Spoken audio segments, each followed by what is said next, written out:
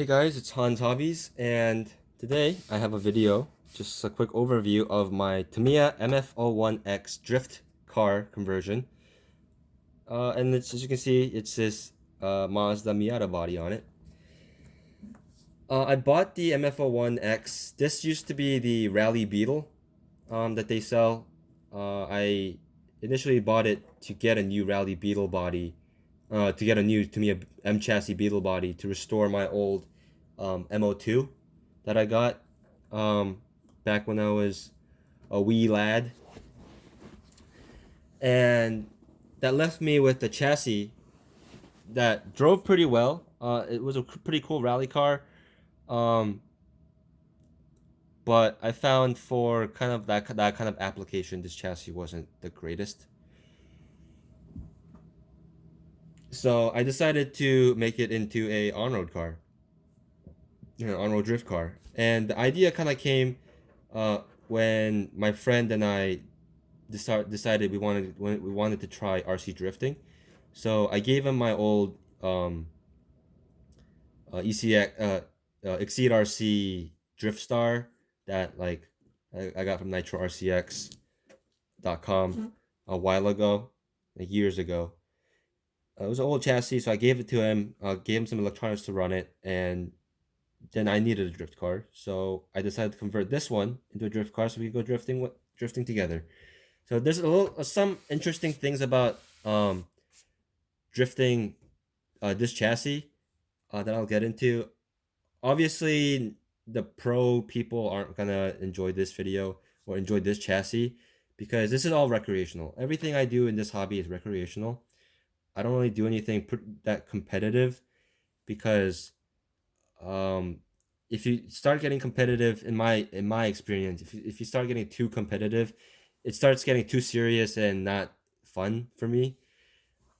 And also, it's a lot of time commitment to be competitive, a lot of time and money.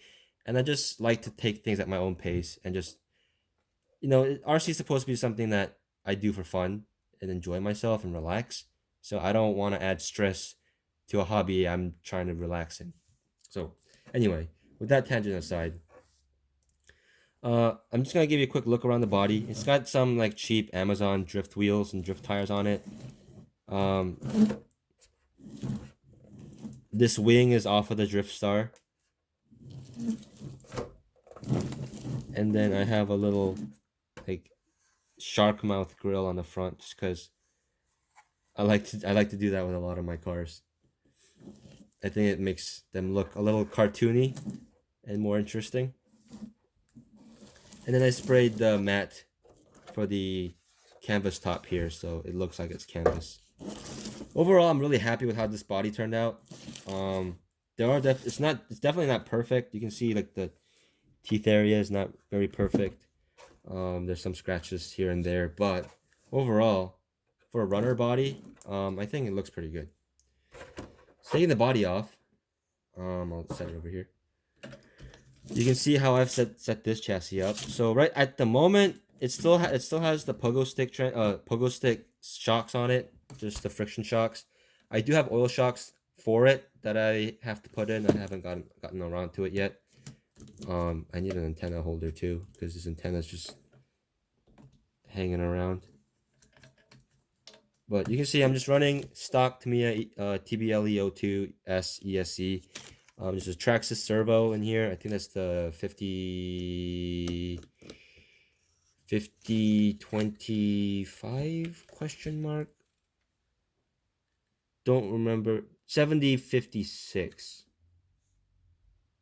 2056. There we go. 2056. It was whatever the RTR servos for their brushed cars.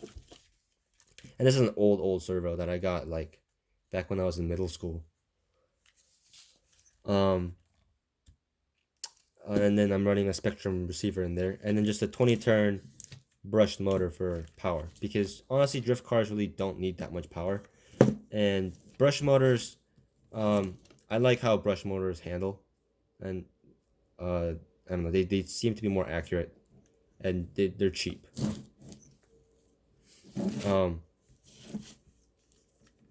So I just have some like cheap drift tires on there. These actually have been working pretty well.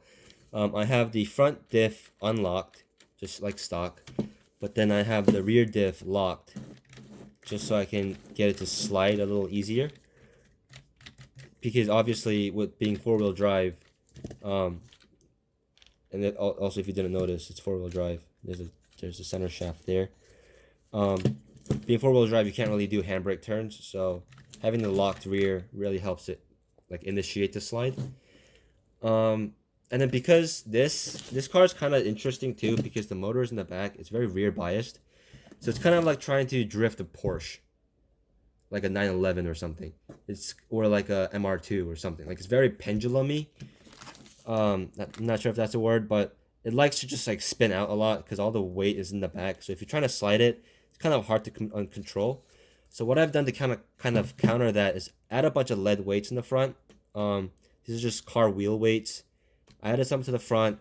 I added some to the top of the servo here, and that seemed to balance the car out slightly.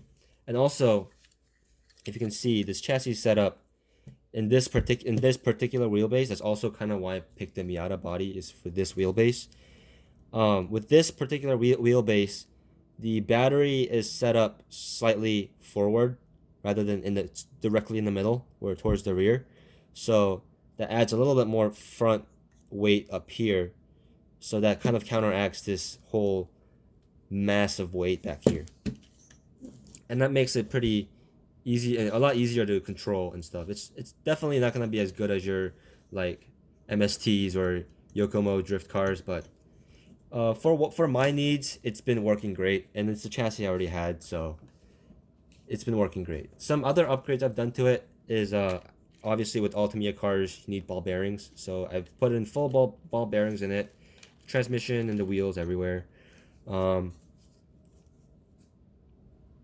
I like to. Oh, this motor mount plate broke on my original one. That's also why I decided I didn't want it to be a rally car, because this bouncing around, this very low ground clearance even with the rally stuff on it. So this end likes to slap the ground a lot, and with that the motor keeps sliding, and eventually it broke the motor mount. So I decided to just get a aluminum one to keep that from happening again. So, and it looks pretty cool. And then I also have the Tamiya medium wheelbase aluminum propeller shaft here, just for kind of bling. The original one's also still metal, so it's not really that much of an upgrade, but it looks cool and it matches my motor mount, so I thought it looked cool. And I also really like these red hubs that the MF01 comes with, because it kind of makes it look like brake calipers from a distance. So, but you know, that's not really an upgrade. So, like I said, I do have the Tamiya CVA oil shocks to go in from the front and the rear. And then as for suspension geometry, you can't adjust the front camber because it's just a solid mount up here. And for the rear you can actually adjust, because the rear is actually turnbuckles here. So if you can see, the rear end's very slightly cambered.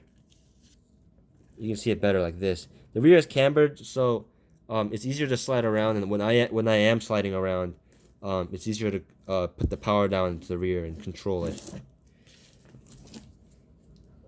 It's winter right now, so can't do a running video of it yet. I have definitely run it. I built this over this past summer, and over the summer I drove this thing constantly. These are also the second set of rims I've had already, and you can see these are already kind of chipped up and messed up. But yeah, I really liked how I really like how this car turned out. I like how it drives. I like how it looks. And what more can you really ask for from an RC car? So I hope you enjoyed that. I can go over some of my other cars too if you guys want. And if you liked give me a like, subscribe, comment down below, all that good YouTube jazz. And I'll see you guys in the next video.